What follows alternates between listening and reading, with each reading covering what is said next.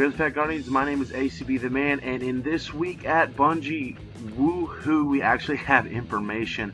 Bungie's actually talking to us for once. I'm being sarcastic, but they are telling us of proposed changes before the changes happen, so we get an idea and can give them some feedback of what they want. So there are a list of changes in this week at Bungie that they want to do in a update very soon-ish.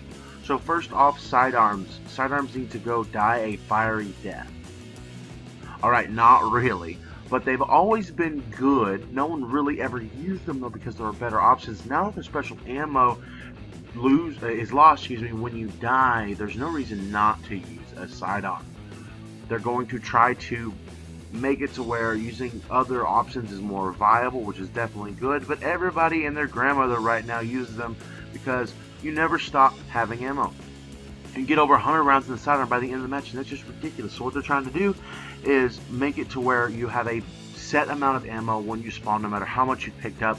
So maybe a magazine, maybe a magazine and a half, I don't know what it is, but it's definitely a nerf to the sidearm ammo. And it's not really a nerf because all the other guns special lose, they lose bullets when you die.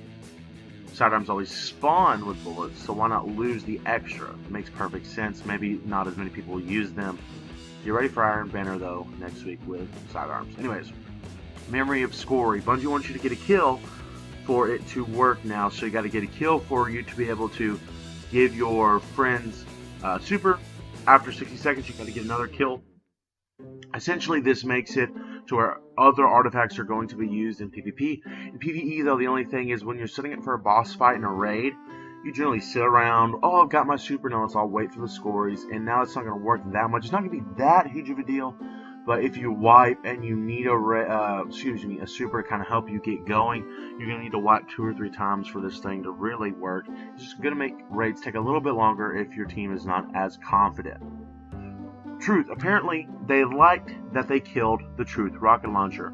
They understand we don't like it, but they do. So what they're going to do is it's now going to have the max ammo and reload stats. You're going to be able to hold the maximum amount of rockets for a rocket launcher, and you'll be able to reload it extra quick. So PvE, it shouldn't be that big of a deal, but PvP, it's still not going to be worth it because my rocket right now has tripod, has a bigger explosion, I forget which one that is, which perk that is, and it has grenades and horseshoes. So while it doesn't track as good as Truth, it doesn't track at all.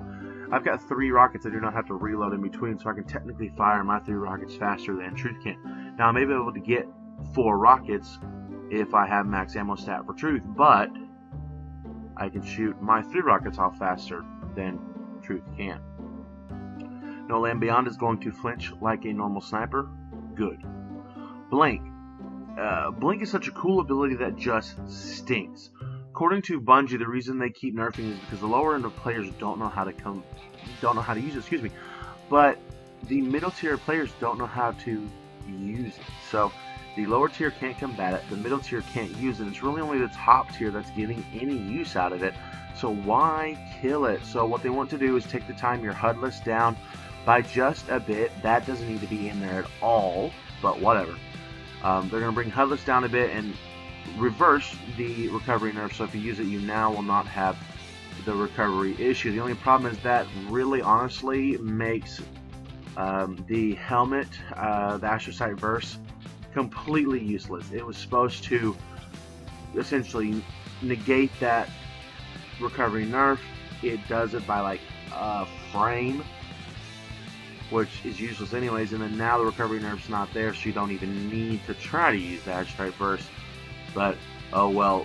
Personally, I think they need to just keep it how it is, but make it to where when you blink you don't have HUD, or when you're blinking you do not get access to your radar. That makes sense. Your radar malfunctions when you blink, but as soon as you get out of the blink, your radar is there. So while you're blinking, you cannot see where enemies are.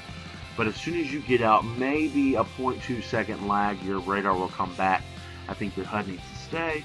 I think that the addition to the blink lines that tell you where they go, the taking away the invincibility frames where you technically can be killed during blink, that is all good. They've just nerfed it way down. Now Iron Banner is here. it's supremacy, so It should be okay now that special is gone, but boy oh boy, be prepared for the sidearm spam.